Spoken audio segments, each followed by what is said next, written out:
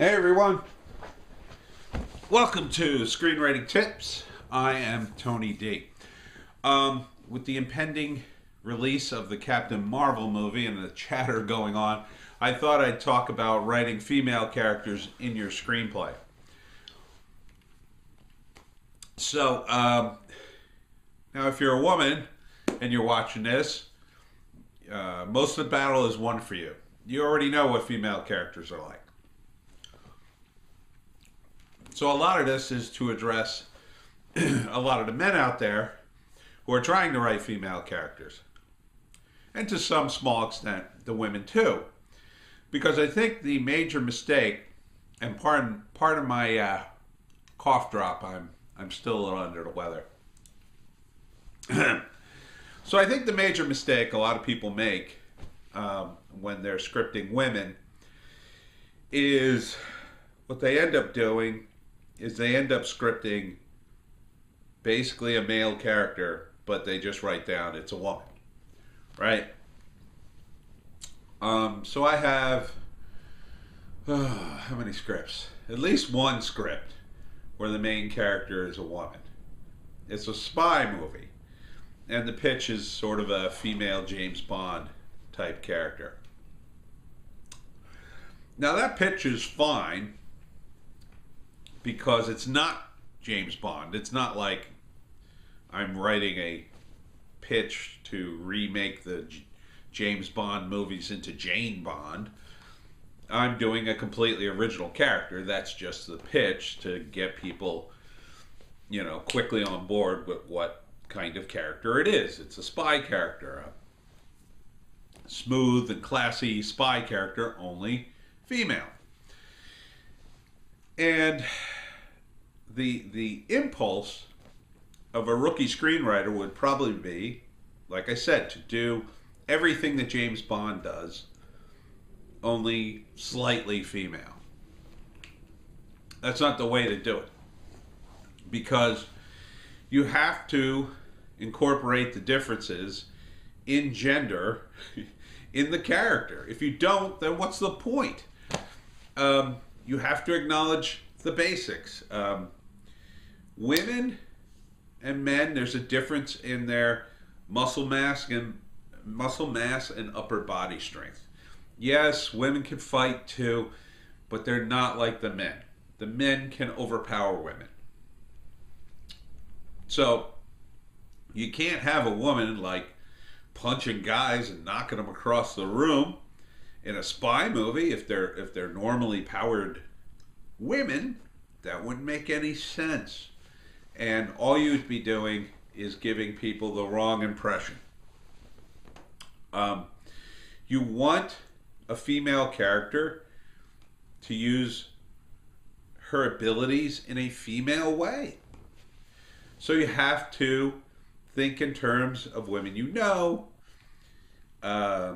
So women, because they weren't as strong as men, evolutionary speaking, they developed other ways to deal with people, to deal with men, and get things that they want. So it's no mystery to people that women are good at relationships and drilling down in them and knowing how they work and making them work the way they want, right? So that is something a female character is going to do. So instead of, when Bond seduces a woman, James Bond seduces a woman, that's one tactic, but a female spy doing that kind of seduction would be 1,000 times better at it than James Bond would. Like 1,000 times. Because women are better at that. And they would drill into a guy's head and really twist them around. Whereas Bond, yeah, he could seduce a woman and get her on his side, but it wasn't like the woman couldn't betray him in the movie. See, I think a woman doing that would be so good at it, the guy would literally be willing to die for her by the time she was done, messing with his brain, if she was, a skilled spy in that. So that's one thing you have to think of. And if you are this character, you have to think like that character. So if you're a spy and you can't take people out just using your raw strength, then you have to have other skills, other weapons, other ways to take people out quickly. But because if you get into a fight, you could be overpowered, right? So you need to be twice as smart in terms of the combat. Like a guy like James Bond, he could take out guys pretty much in any order, let's say.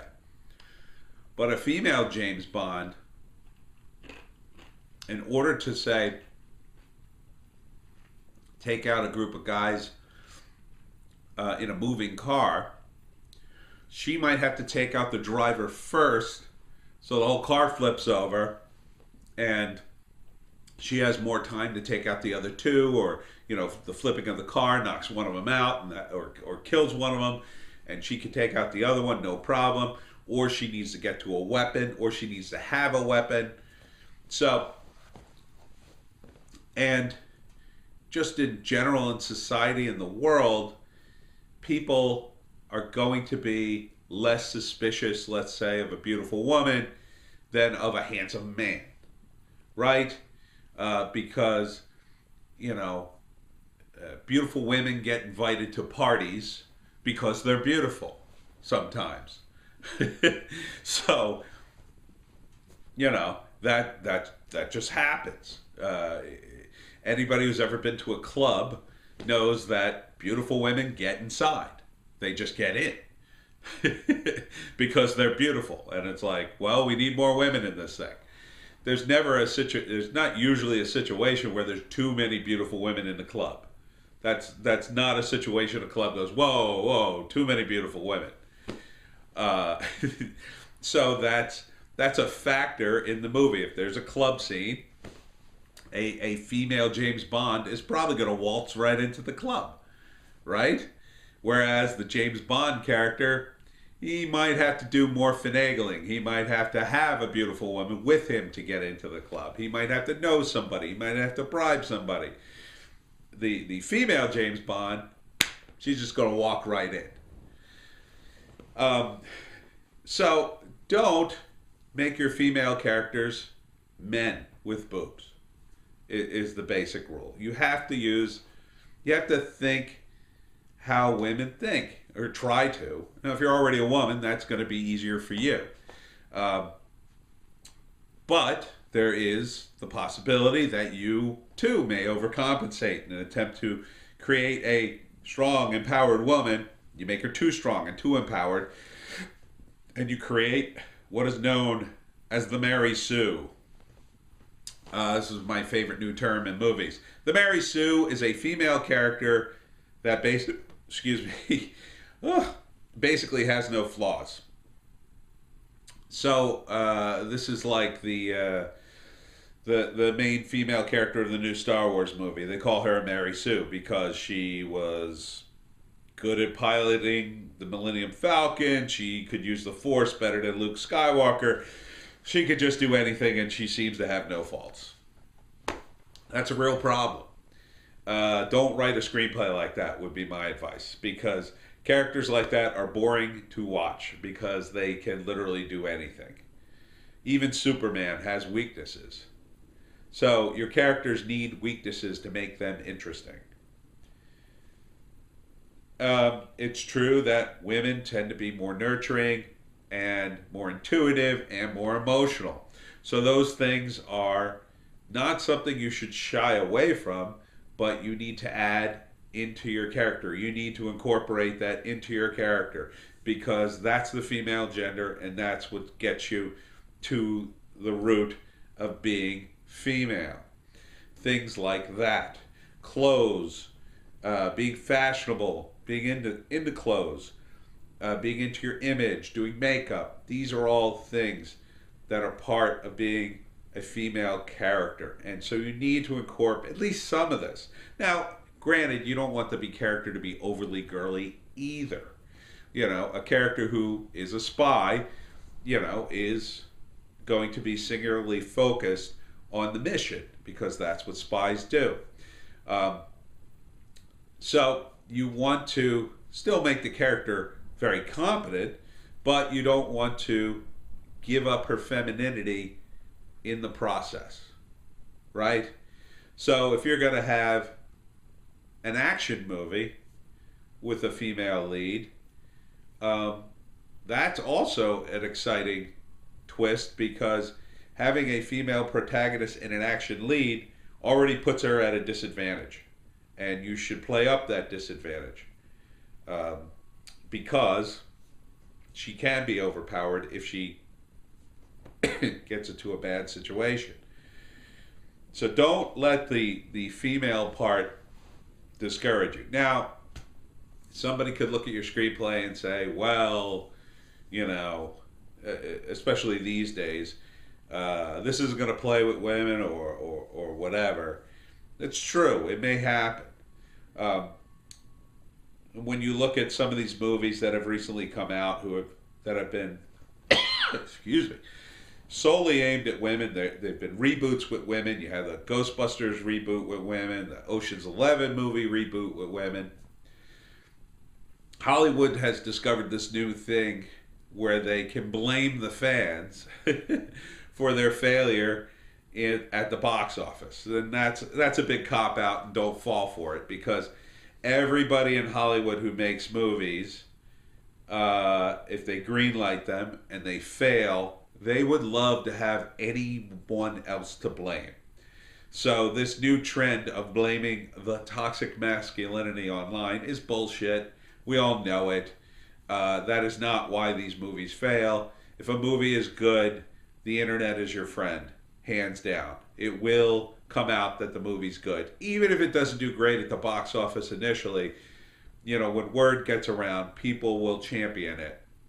Because you can't fight, on the internet, you really can't fight the inevitable truth. Now, you may be able to fight it for a while. Things do happen. You know, things go badly. Sometimes the marketing's off, or the trailer's weird, or the release is strange, and it hurts the movie. But ultimately, a good movie is a good movie, and people will acknowledge that. So the fact that these people cried about the female Ghostbusters movie, the Ocean's 11's movie, and now it looks like they're going to be crying about the Captain Marvel movie and blaming the fans is a big cop-out by studio execs who don't want to take the blame for their own failures. And the people who work on the movie a lot of times. Some of them may be partly to blame. Who knows? You can never really tell. Because sometimes, you know, decisions are made on a movie that come on from on high, you know, from the producers or the studio, and it ruins the movie. And there's nothing the people working on the movie could do. They push back a little, and maybe they lose the fight, and they end up with a stink bomb. Also, it's just as possible the director or the screenwriter or the actors or all of them are convinced it's a great movie when it sucks because they're just so out of touch with the audience. I mean, this used to happen with superhero movies all the time, and the advance word on Captain Marvel is looking pretty shaky right now. So that's why I'm making this video about female characters. So right now is a great time to be writing screenplays with female characters because they're looking for female leads. So you want to make interesting characters who, you know, but don't just plug them in. Like when I say, you know, female James Bond, that's a specific pitch. There was more to that screenplay than that. I don't want to get into the whole thing. I don't want to pitch my screenplays here, but you know, that's just a pitch. So when you get into it, you really want to create a character that has all the basics, even though, you know, whether they're female or male, you need a good backstory. You need faults and weaknesses that they succumb to and have to overcome. They need obstacles they have to overcome, and at least some of those should be distinctly female for a female character, just like some of the male ones should be distinctly male for male characters. So, it's different writing a scene when a male character falls for a female character. If the main character is male, the reverse is different. A female character going after a male character, that's going to be a different kind of scene. And it should reflect that because they're different genders.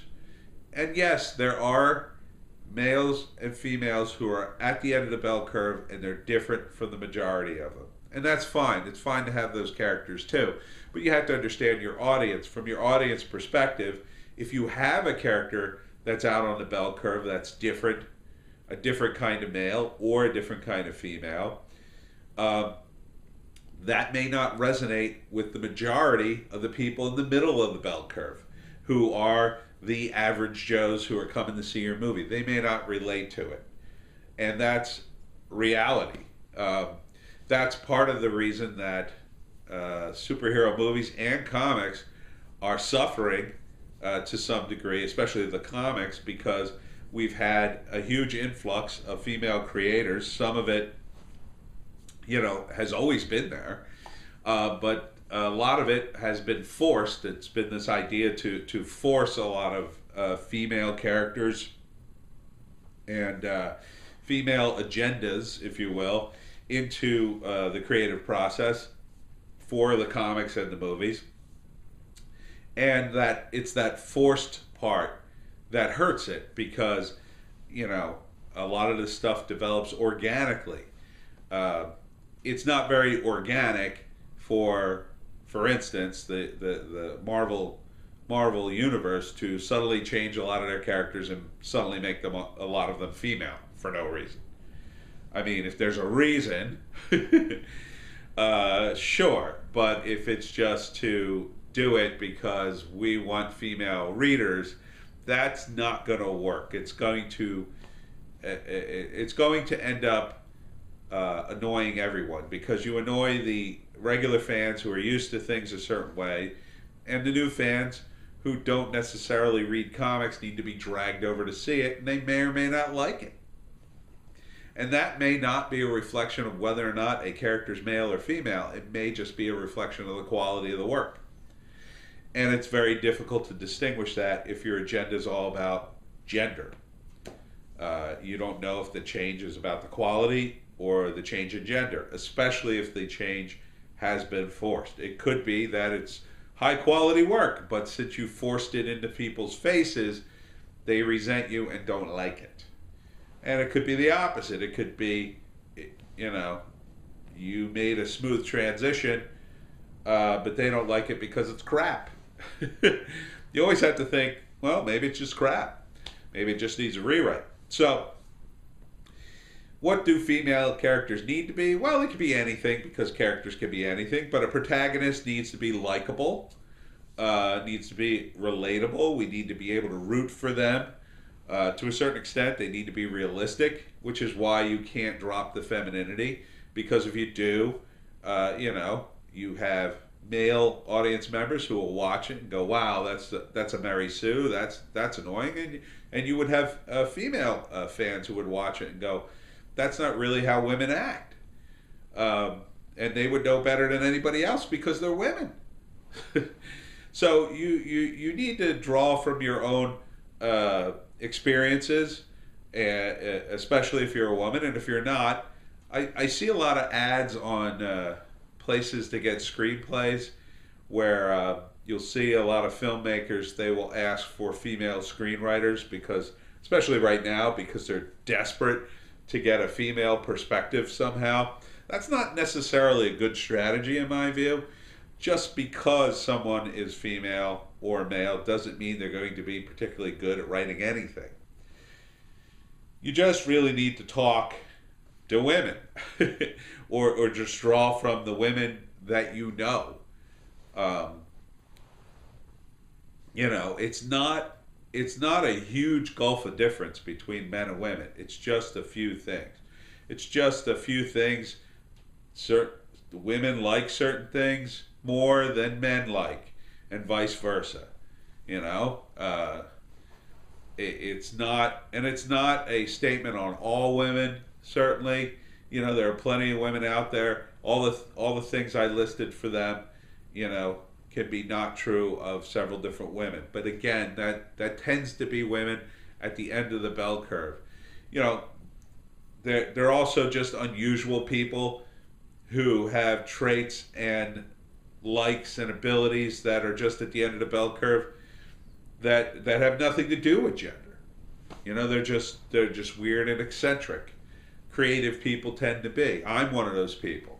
So, you know, I know that from my own personal life experiences, being into, you know, creative stuff makes me different than the average Joe.